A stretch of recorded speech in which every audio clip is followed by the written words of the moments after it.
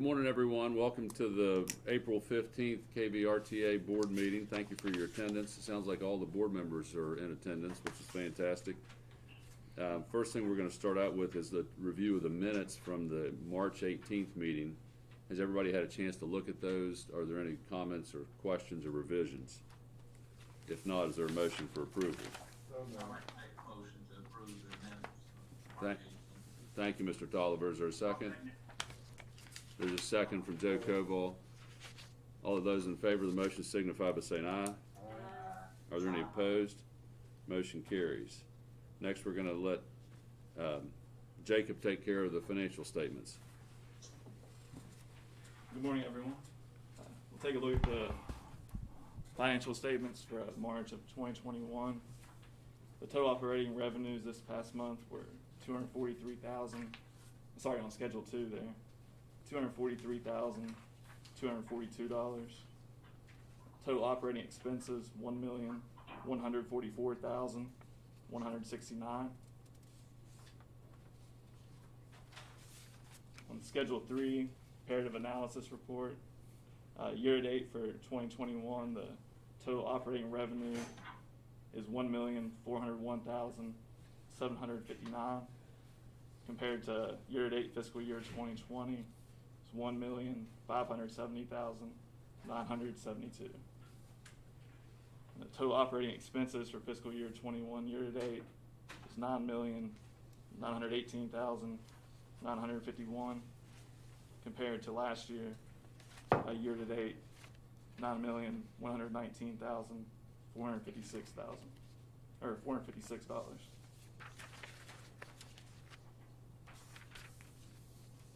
Schedule 4, the 4-week moving total. Things are trending up again compared to the last couple of months, which is a good sign. So we'll keep monitoring that.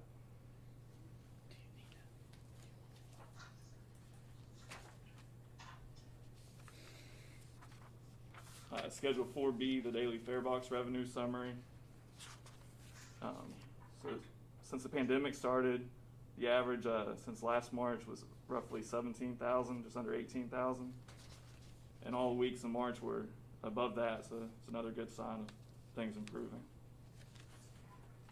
March was a good month. It was the best month this past year during the pandemic for us in ridership. I do want to point out that 4,000 of those rides were for the weekend, the last weekend in February, but it still put it at 90,000 instead of 94. We had talked about how things fall with the reports. Right. Schedule 4C, the GFI fare box report. Total rides for March of 21 were 96,079, compared to last March, 108,228, which is a 11.23% decrease. But well better than the previous months. Decreases there have been the 40s, 30%.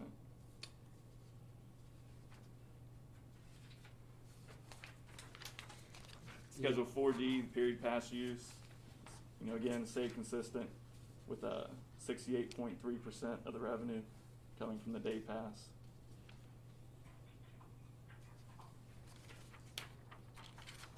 Schedule 5, this past March we had 3,604 passengers a day, compared to last March, which was 3,923. And then the passengers average fare last month was 97,656, compared to last year 103,543.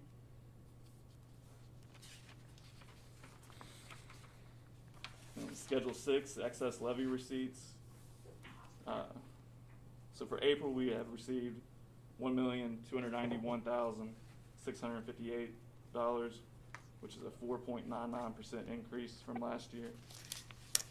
And roughly 600,000 of that in the April number was the payment we were missing last month. It came in the last day of the month and then hit the banks 1st of April. So that's why the March number was a little lower than usual. Have we received an April payment? Another roughly 600,000. We Little don't more. expect really any more money in April right now. So we got the March payment on April 1st, but there's been a second payment? Yeah, the April roughly the same payments. amount. Okay. Yes, come in. In the past, prior to Scott, we never reported the month. You would have only seen March years ago. Scott started adding in what we'd collected so far in months, in the current month. If we knew it. Yeah, if we knew it, right. Okay. That concludes the financials for March. Does anyone have any questions? Talk about that. Okay. On Schedule 2, I believe.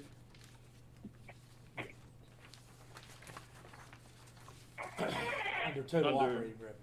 Under miscellaneous revenue, it has 71,166. It's a little high than what we're used to. There's a couple things there. 20,000 of it is some vehicles the state donated to us. We had to put them on our books to show them as assets. Then another 50,000, it'll be corrected next month at the board meeting. But that's every 2 years, we have to write off assets that we no longer have. And it's quite the undertaking this year. Michael Plants does that, and he had around 200 assets to write off, when normally he has 20. So we had to put it in a placeholder account for the time being. And That's it hit just the a number miscellaneous we had to revenue. stick on the books. It will wash out. Next down month the it'll road. wash out. What was this, obsolete parts and equipment? Yeah, what happened was, apparently over the last 2 years, as parts have gotten obsolete and we've gotten rid of them, they weren't removed from the fixed assets So at they that weren't- time. They weren't physically here, but Right, they're They're gone, gone. so we have to, every 2 years, we have to go through the building and the garage and everything and identify everything on our assets form. And so when we did that this year, there was like 200 individual items, and for example, one bus might have 4 different entries because of the radios, the different things like that. But basically, instead of that happening, and we're gonna address that as staff to try to update that at least every 6 months, instead of, it just was a nightmare. It took us almost a whole month to get it done. We had to do, Travis did all the IT equipment, Clyde did the stuff in the garage, Chris had to do stuff, we had to do furniture, things like that. isn't that something the auditors would have questioned? We had Right. the buses during the audit. That's all we have to do is the major capital vehicles at a federal interest, I believe. And there's 10 buses we got rid of, and then all the parts. But I with mean, those like 10 this buses. chair is on assets, so you have 20 of these chairs, and now we only have 16 So of it's them. those types of items that have been removed? And Shelters. normally it all happens in the same month where but we had to put it on the books somewhere while we're writing it off, because it came off here. So it just happened to spill over from one month to the next? Right, and it should get zeroed out, so Well, we not really didn't have 243,000. Well, not zero, you're still gonna have the 20,000 Yeah, you'll still have the 20,000. from the but- buses we received. And those were those 4 buses the state had title to, signed over to us. We had to assign a value to them. We just couldn't take them as a zero value. They wouldn't go on fixed assets. Those So were- we put them on 5,000. Are those the hybrids? No, those were they Cat were gonna vans. give us 5, and we gave 1 to the health department. It was those 4 cat Okay. vans, 5 cat vans. We only got 4. We just passed the other one straight through. It never hit our books. Okay. So I just I wish we had $242,000 of real revenue. But, that number stood out to us when we were doing the reports, and wanted to point out to you that, Can I ask you a stupid question? Why do they give them to you and then you get rid of them? Why don't they just get rid of them to start with? Save you a lot. it's, just put it this way, it's easier for all parties involved to do it the way we do You it. tried it the other way. Okay. It's just, dealing with the state on things sometimes takes a long time. You're a rolling jump. Yeah. We've been making a lot of trips to them, believe me. It's a good time to do it. Yeah, we're spring cleaning. Does anybody have any other questions or comments for Jacob on the financial statements? If not, those will be attached to the minutes for future reference, and we'll move right along to number 3, Doug. I don't have any invoices that are unbudgeted for over 5,000. However, we will have one next month. And Clyde, we have our main air conditioning heating unit on the roof of this building. It's about the size of a city bus, and it is having to run in permanent bypass mode because the computer controls have failed. That unit was put in our building in 1996 when we opened it up, and has exceeded its useful life. Clyde, I know that with the money that we're spending on this procedure of $21,600, that will put a new control retrofit system, but that new control system would be work with a new overall unit. Is that correct, Clyde? That is correct. It would operate with a new unit when we decide to purchase one. Have we gotten a price for a new unit? I know you and I haven't had a lot of times to talk about this yet, but have we gotten a price for a new unit? With this being 25 years old, maybe it's time we start programming that money? Yes, we're looking at about $100,000, $125,000 for a new unit. So, Is that over and above the 21,000 that it needs for the computer parts? Yes. if we order, do you know what the availability of supply of the new rooftop unit was? If we went ahead and said, instead of just doing this patch, or we do the patch to keep it working, is there a delay on, if we wanted to order a whole unit, what are we talking about? I'm sorry, I didn't do this beforehand. But I didn't think about it. We could easily What you're talking about at this point? Yeah. Well, it's our air conditioning unit and heating unit for this building. But do they have this quote? No, we just got this. I understand, but there's no intro to anybody else listening Yeah. to understand what Okay. the topic is. Well, the topic is we're going to have a major expense coming up, and right now this qualifies as an emergency purchase, and we've got to fix this unit. But the question that Todd brought up to me beforehand is, are we better off just going ahead and replacing the whole unit now, and things like that, even though the money we spend for this fix would basically be less on the new purchase anyway, because yeah, it will fit the new unit. Hey, Clyde, I'm just curious, what, are we clear that this is an emergency purchase, or what, and that we only have one bid, or did you request other bids and just not get any? Yeah, per state and federal regulations, this could qualify as an emergency purchase simply because if that rooftop unit does go down, it's going to take us 7 to 10 weeks to get a new unit, which means in the winter we wouldn't have heat, and in the summer we wouldn't have air conditioning for the whole building. Is that the current lead time? I mean, materials right 7 to 10 now are weeks. very difficult to get. I'm sorry, what was that, Todd? Is that the current lead time to get a rooftop unit? Because right now, some of these materials are just impossible to even get at all.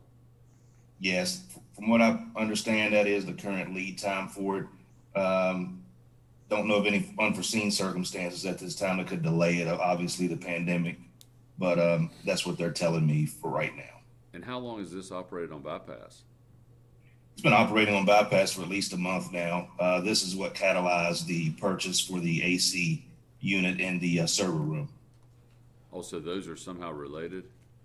Yes, the HVAC system that on the rooftop, it also cools the server room, but when it went out, we decided that it was probably advantageous for us to purchase an individual unit for that server room so that if it happened again, we could definitely cool our computer equipment and servers and make sure that wasn't destroyed.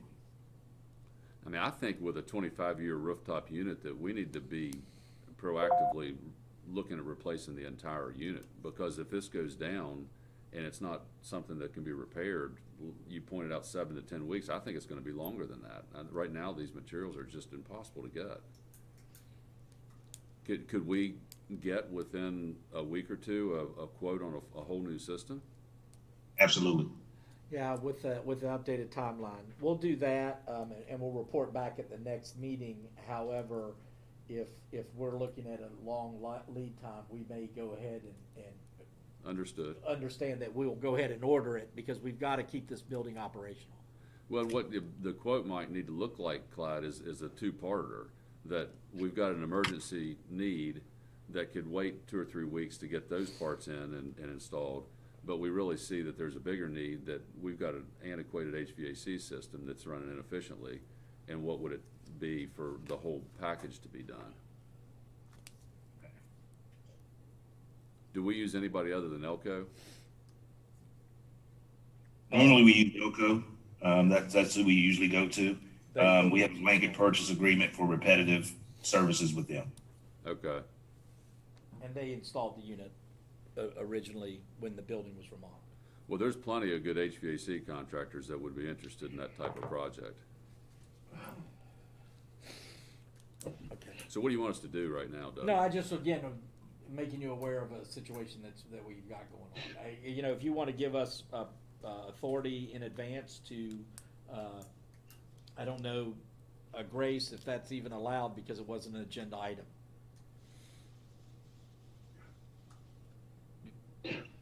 You could, What would be the downside of us going ahead and getting 3 bids on a new unit, just so we have that and know what the cost is?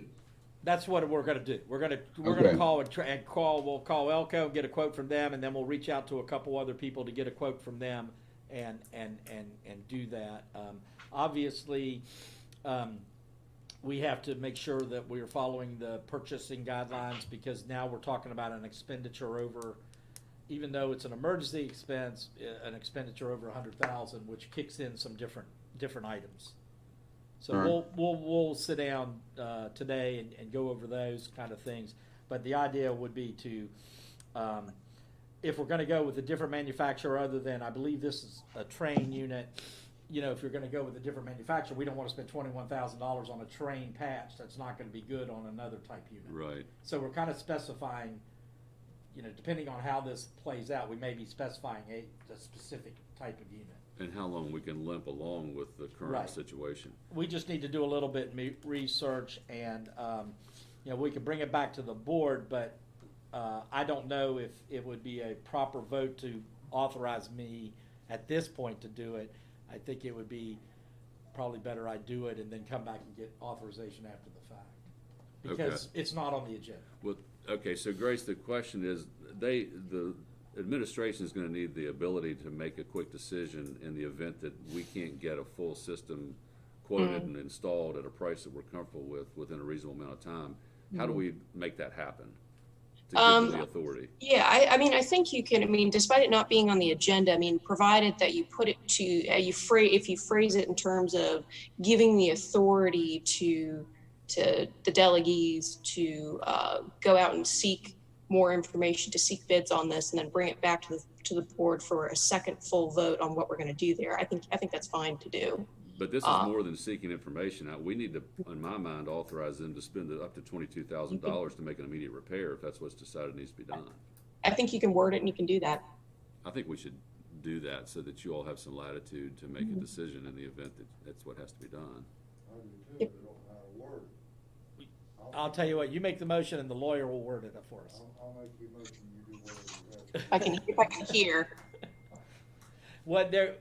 Grace, he's willing to make a motion to the effect of what you said. Could you wordsmith that to me and email it?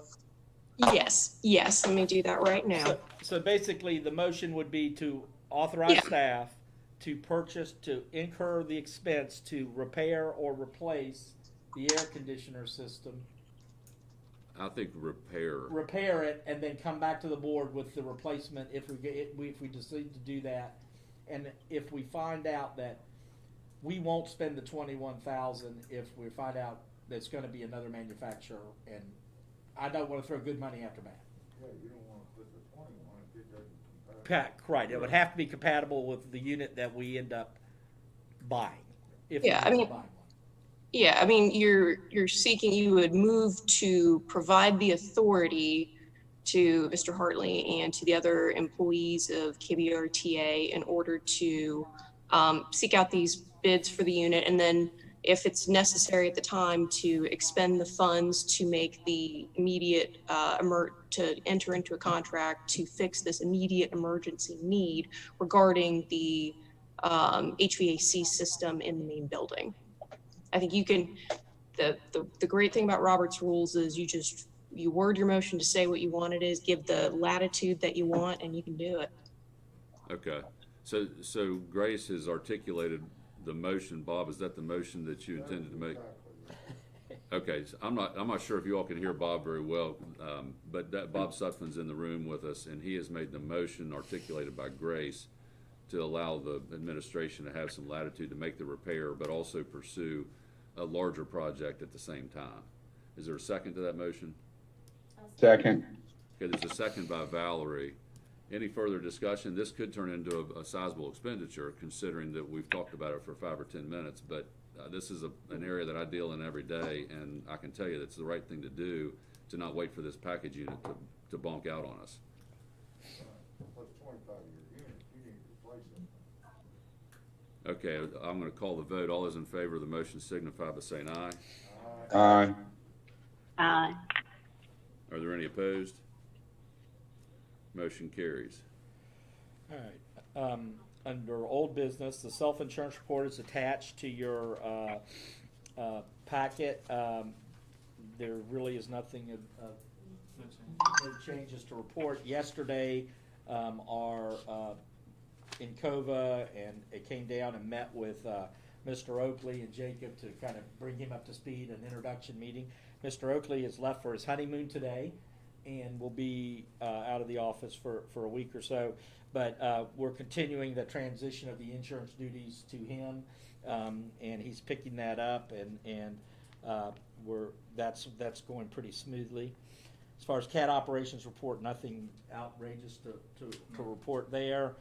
The COVID, you've seen that we've had in the county, things have improved for a little bit, and then just recently there's been another little surge of, and it has affected KRT to the extent we've had a couple people that have been exposed by young family members that have either got it at school or out and have brought it in. So we've had a little bit of an uptick of exposure here, and we're dealing with that. And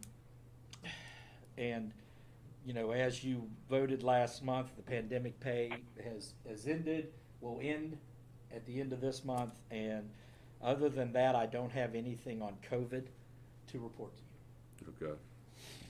I've got a question on that. What do you think about extending that one more month? Is that, do you think that's the right thing to do? I mean, these drivers are still out there dealing with that. I can tell you it's inconsistent with what everybody else is doing. Oh, they backed off? Well, if you look around the county at other agencies, and what's the status with TTA, Doug? TTA, they're going to extend theirs. Paul Davis and the union president, Dave Sayre, talked, and he said, while this money is here, they're going to extend it because of everything still out there. Cases going up. Now we got the new virus in South Africa, the UK's in the state now, so they are going to extend theirs to TTA. They're doing it. I think you should, I'll make a motion to extend it one more month, see how things go. Okay, did everybody hear Bob Sutphen? He's made a motion that he wants to extend the pandemic pay for another month, which would carry through the end of May. Doug, is that right? Yes. What's the expense of that again? Let's see if there's 88. a second before we continue. Is there a second to Bob's motion? I'll second that, Bob. Okay, David David White White. has made a second. Now, Valerie has a question. Yeah, what's the expense? The monthly $88,000 expense? a month. $88,000 a month. I think at some point, we've got to pull the plug on this. I understand, there are still cases, we're still in a pandemic, I understand that, but I do kind of think the trend is moving away from providing these types of continuing payments. More people are being vaccinated. I think at some point we've just got to pull the plug on this and step away, especially with some other big expenditures coming up, like possible replacement of the entire air conditioning HVAC unit. I don't know that we should keep doing this. Yeah. Mm-hmm. If I can, cutting it off cold turkey is going to be hard, and it's going to be, obviously all of the employees here appreciate what the board did and has done, and what about? This is again just a suggestion.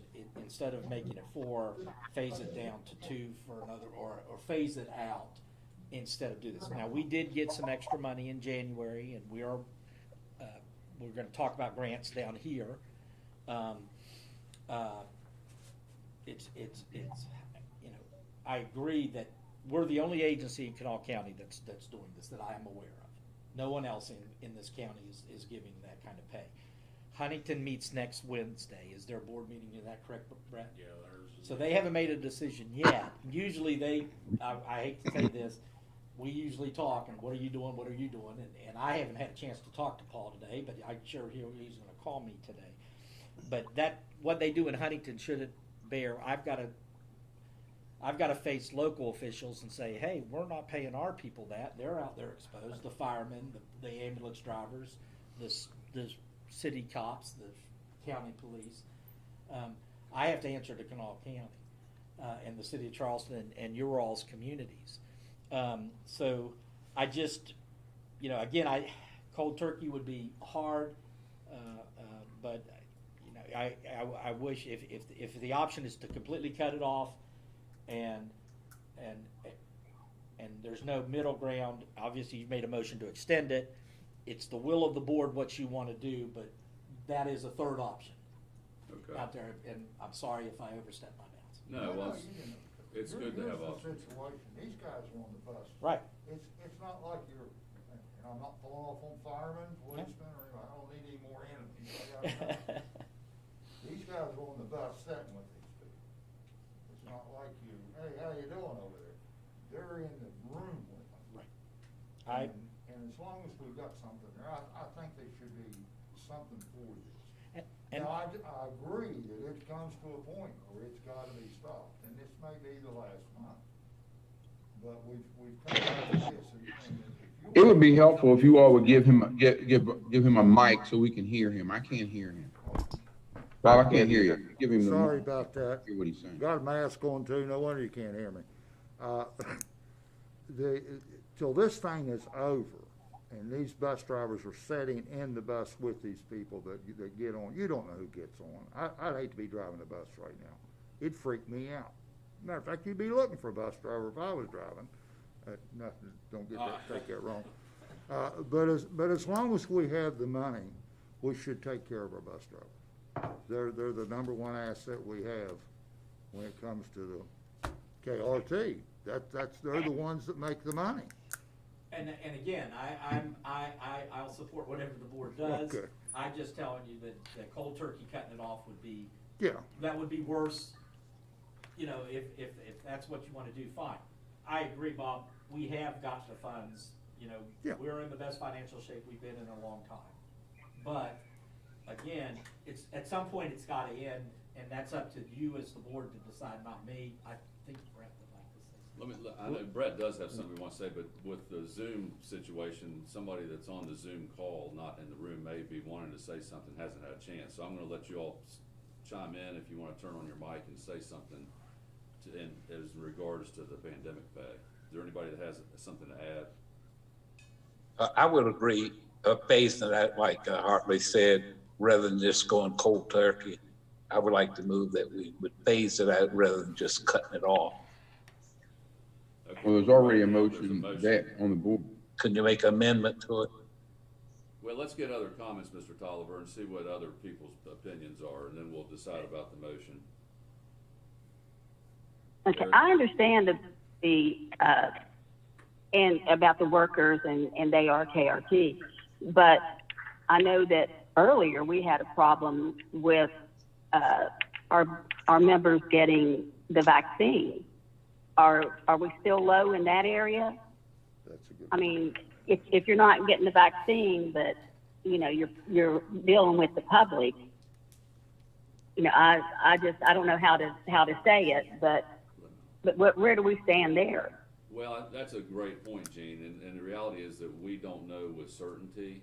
I've asked Brett in the past, and he's given us some ranges, but he doesn't know with certainty either because that's considered private medical information. Right. Anecdotally, it seems like it's less than 60%. Like I said, Is it mandatory? I really don't know that who all has received it because it is private information. So Is it mandatory that they have to be tested? No, we can't mandate anything, and without disclosing any other information, the most recent cases, in both those instances, those people have refused to get and they got it from another family member.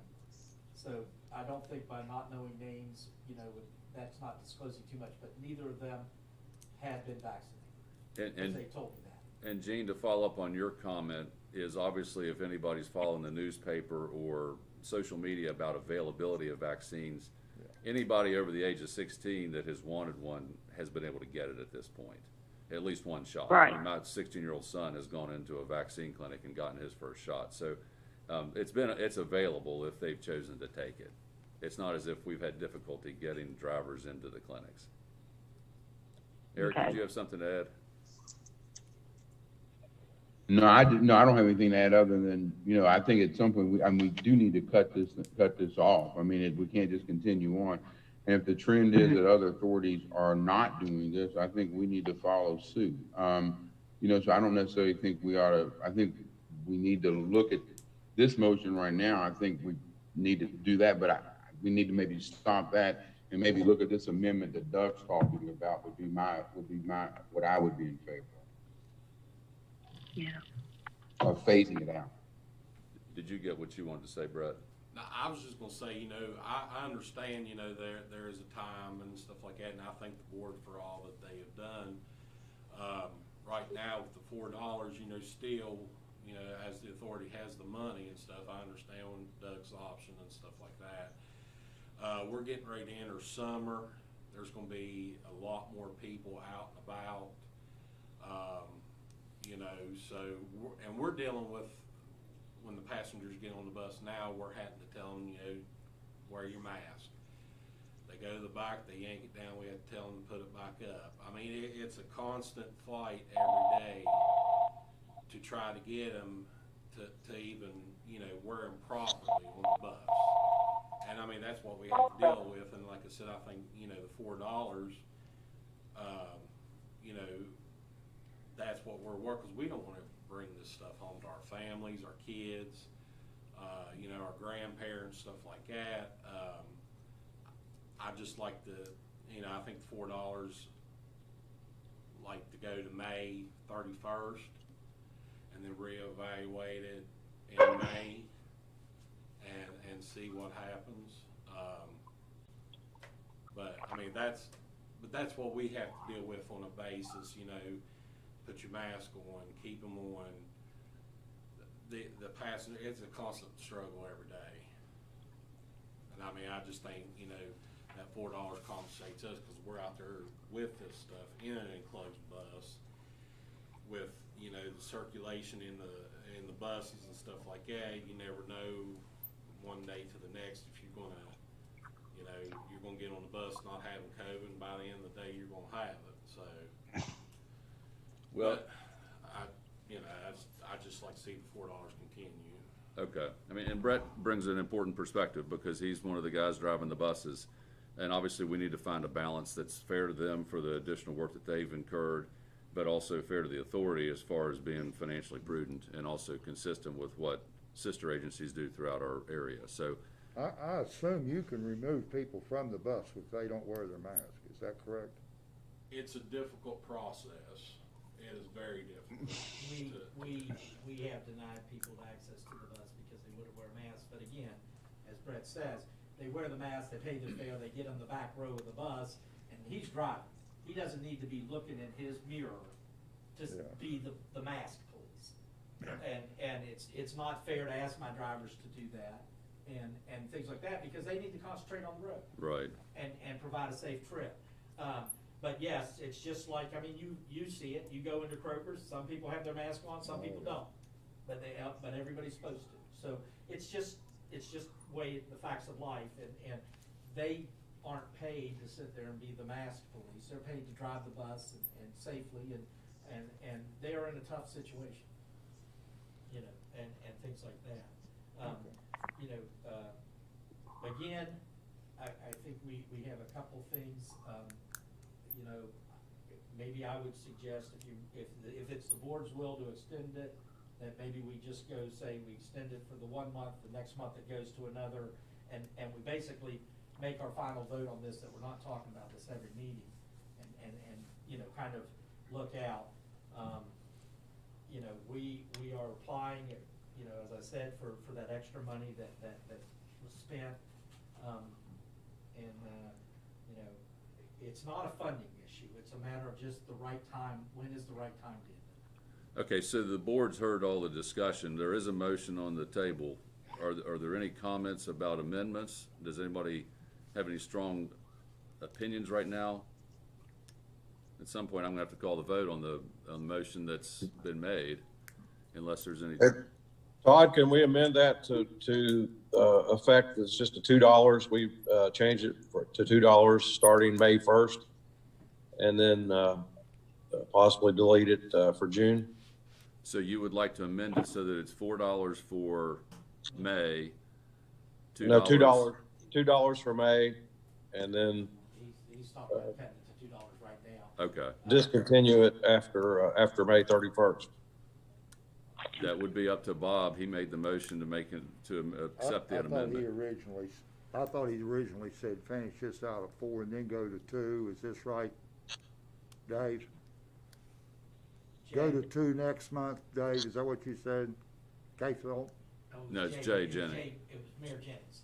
Oh, I'm sorry. Snodgrass. I thought that was Dave Caseville. Or Jennings Yeah. Snodgrass, I'm sorry. It's hard to So recognize what I was people in this recommending, mic. just based on what I'm hearing from the board and everybody involved, it seems like the $2, like Doug was saying, should be from, I'm looking at it, start effective May 1st to Yeah. May 31st, and then change it June 1st to 0. Well, what I That's- suggested was leave it at 4 for May and make it 2 for June. That gets us through the fiscal year, and then 0 from July 1 on.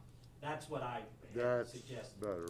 I like that. That's I can, I'll amend my motion to finish out this month with 4, go to 2 next month, and that'll probably be the end of it. Okay, I'll second. That was Jay. Yes, I'll second. And Gene, I've heard you trying to get in and say something, but do you have a comment? no, I think that sounds pretty good though. Because like they said, we've got to stop it sometime. And I like that amendment. Okay, so the amended motion is that it would be $4 for May, $2 for June, and discontinued after that. Am I stating that correctly, Mr. Sutton? That's correct. If the need arises, we can always come back and do it again. That's true. Are there any other comments? All those in favor of the motion signify by saying aye. Aye. Aye.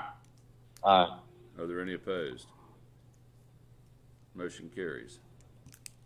All right, thank you. And again, on behalf of the employees and especially the drivers, they appreciate what you've done. Todd, if you want to take the next subject. Sure. So your search committee for the executive director met a week or two ago.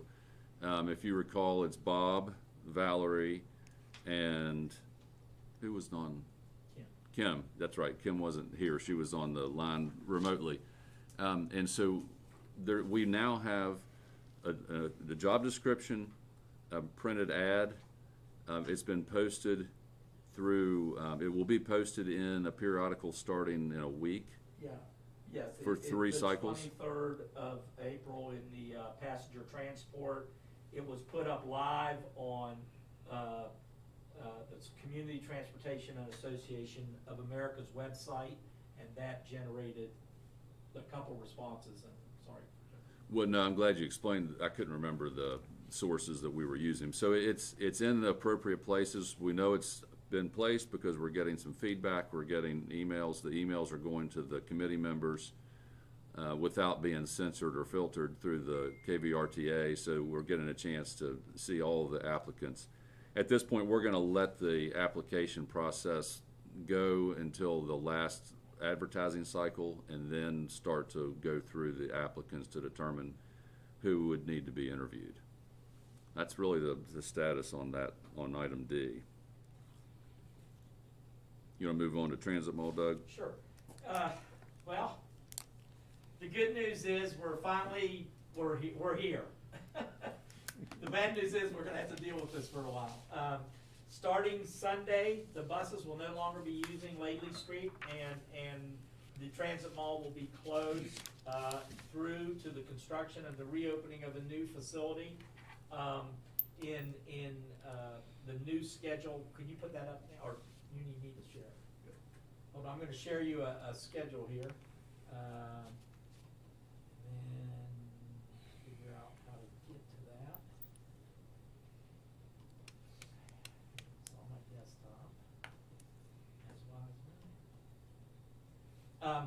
But the construction schedule is on your screen. I will be mailing you all a copy. This is a living document. This changes as the timeline goes on. But right now, they're looking at substantial completion before our 50th anniversary in late October. At that point, it will just be the punch list items that we go in to carry us in the last couple of weeks.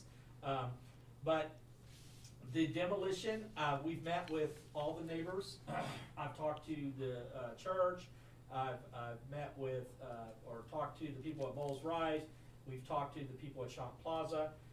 Demolition will probably start Wednesday of next week. Monday and Tuesday, they'll be fencing off areas and mobilizing and getting ready. Rodney Loftus Company is going to do the demo, and they will be demoing from Brawley Walkway south to Courier Street, and then rebuilding it from Courier Street north to Brawley Walkway. So we feel like we've addressed all the logistical issues, but like any general will tell you that the battle plan goes out of the goes to kaput the minute the first bullet flies, and so we've been working with our drivers, and we've given them instructions. Mr. Oakley was able to secure one of those flashing interstate type signs, and it's been put in the transit mall today announcing that it's closing. We're giving handouts to our passengers. The drivers have cards they've been given to the passengers, started yesterday with that. We've been plastering social media. Travis has been sending out social media, explaining we're going to be on Court Street. Obviously, we're going to probably have to tow some cars at the beginning of this process, and that's not going to be fun for some people. But basically, in the evenings, people park along Court Street to go to the restaurants downtown and the mall and stuff like that. And that's just not going to happen once we're there, because we need that space. So, can I ask you a question about that? Rather than towing, could we have a supervisor down there at the beginning of this process to make people aware not to do it? We do have that. Okay. There'll be supervisors there starting Sunday and through the first week or so, constantly, and then the evening dispatcher will be there after he leaves our office here. So we do have that covered, we're hoping to. Obviously, there's some inconveniences not only to our riders but to our operators.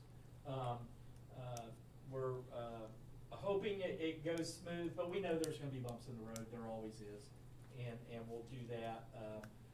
We've already had to make arrangements for a certain date to not be on Court Street because of an event that's happening in an evening there at the St. George's Church, and we've worked that out with the city and with them. So we're trying to accommodate our neighbors, but also accommodate our passengers and our drivers. It's a big change, and we may be able to get the buses back over to Lately Street sooner than the building being open, but as of right now, we're planning for being completely off Lately Street all the way through the end of, or till mid-October and everything like that. So that's exciting. Again, I will email you all the timetable. Just understand that we could have delays in construction due to weather. The contractors will be at the site Monday through Thursday for 10-hour days, with Friday a makeup day if they have rain one of those days. Kara, what else? The pros and cons. Okay, that basically covers where we are, and we meet bi-weekly. Again, we met yesterday with a pre-construction meeting. We'll meet again on the 28th to meet with the contractor every 2 weeks with the architect contractor. That's it. The only delayed product we know is that there might be a delay in some structural steel for are joist for the roof. However, and if that delay, that would substantially delay the building. However, the construction company is working with the architect. They think they have a solution to avoid that delay. But can we discuss specifically any delays in supplies and things like that? We'll be checking with the equipment that we are ordering. That should, I think those have all been ordered, passenger amenities. We'll be double checking timelines on that. And as long as we have that stuff in here, you know, by mid-June into June, we should be fine for the contract. Good, okay. And that's all I have to report on. Okay, great. Under new business, we're gonna set some dates for the budget committee meeting. Do you have those proposed? I do. What we're proposing is next Thursday, the 22nd at noon, to meet and go over this. I hope that works for the budget committee. It works for us. The budget is ready. Jacob and Kara and I have been working on the budget and basically have the draft budget ready. And we'll be ready to present to the budget committee, make any adjustments that you need that you feel we need to do. Obviously, if we're going to order a new air conditioner system, I will probably go ahead and budget that money in there and things like that. So there's always a few things that come up in the last couple months, but we're ready to go. And how does that look for you, Eric? I think the budget committee and everybody else that's not in the room that's on the budget committee. You're muted. What is that date again? I need to look at my calendar again. 22nd, we would do a lunch meeting here and present it during lunch, so we take about an hour and a half on the 22nd. We can On the start at 11:30 or 22nd. noon. Isn't that Thursday? Today's the 15th? Yeah, that's Thursday. Yeah. Yeah, on the 22nd, yeah, I can do that on the 22nd. Is Kim on here? I don't see Kim. I don't think Kim is with us. Okay. Yeah, I've already got it on my calendar. Who else was Okay. Kim, Just the three of us? yes. Well, 3 and you. Yeah. We'd like it from 12 to 1:30. Yeah, 11:30, does that work? Sure. 11:30, we'll order lunch and we'll sit down, and anybody else on the board that wants to join in and see how the sausage is made, we'll be happy to do that. Okay, so you'll send out an email invite. Right. Okay. Ready to move on to grant submissions. Well, I didn't tell her this, but I'm gonna put Karen on the spot a little bit. Number one, she closed her first grant out. We did close the CARES Act money. We expended all the money that was given to us last year for the pandemic. That money was expended by Supposed to. February 28th. Kara, if you want to talk about the new grant we're writing? Send the microphone down to her. Here we go. Just slide over. So we have another grant to write for about a little over $2 million. And this is it's called CRISA grant, the COVID recovery, and it's the one that Trump passed right before December. So we have that one to write for operations, and the American Rescue Plan. We'll write that one in July, and then we're also working on a capital grant that's using 5307 and 5339 money to get about 10 new buses and 6 CAT vans. And a new AC. And maybe a new air conditioning unit, yeah. And a few other miscellaneous, some office furniture, maybe some stuff for the garage.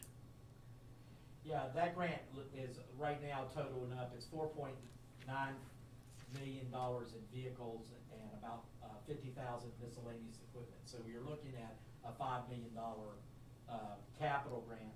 Unfortunately, with the money that was given to us, they all have to be on separate grants. We can't do one grant to do everything. So basically, the CARISA grant we'll be submitting here very shortly, and that will cover through the end of this fiscal year. We'll probably then do the capital grant next, and then do the rescue grant right after that, because we have not gotten the final number on the Rescue Act. The apportionment is $7,426,000, but sometimes the state gives us a little bit more because of some urban areas that aren't using the money. So, that it's gonna be around $7.4 million, and it will pay the wages and all the wages and fringes, for the employees for next fiscal year. That's the only thing we apply for federal funds now is employees' wages and fringes, due to eliminating a lot of other red tape we have to deal with federal programs. So that, those two grants, we could have combined the Carissa money and the American Rescue Grant into one grant, or amend the existing CARES grant. But CARE did last week close out the CARE grant, and she's been working a lot on the planning. We did, Mr. Casebolt, we will in the budget, we have proposed some money to do the study you mentioned. And Kara sat through a Uber seminar yesterday, so we are following up on what you talked about last month. Just wanted to let you know that. Good deal, man. I appreciate it. With that, unless there's questions about the grants, I don't have anything. Obviously, you'll see more information in the budget meeting, and when we report back to you guys in May, when we have to adopt the budget, you'll get to see a lot more of this information. But these are our plans as of today. Okay. And as far as the transit mall, we're gonna do a grand opening ceremony probably when it's completed, which would be October, November, something like that? Yeah, we talked about doing a groundbreaking, and I talked to the city about possibly, didn't want to step on the mayor's toes, and also, maybe doing a joint grand opening. They're supposed to open bids on the 23rd, next Friday, for the Slack Plaza project. And I don't know if that date's gonna remain firm after hearing a few things, but that's the plan. The mayor preferred not to do a joint, groundbreaking, so, we're really not breaking any ground except for concrete with a sledgehammer.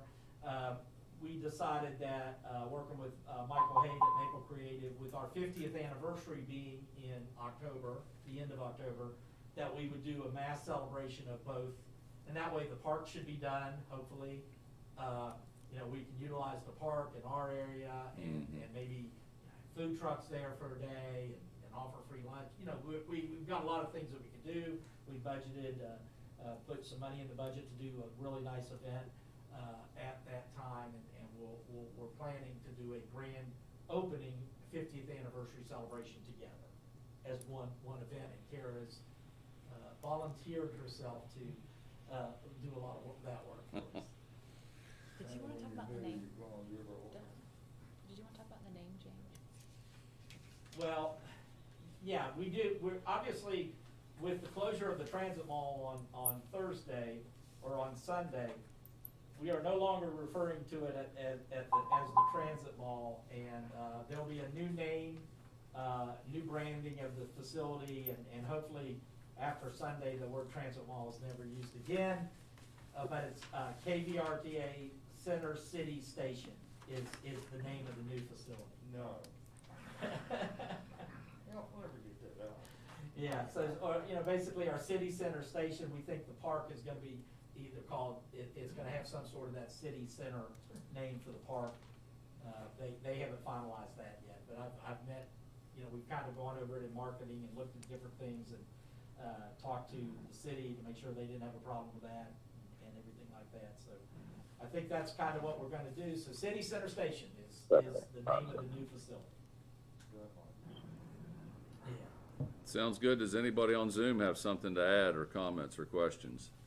Are there any public comments or questions, Travis? Well, we will stand adjourned then, I think. Thanks for your attendance, everybody. Thank you. Have a good day now.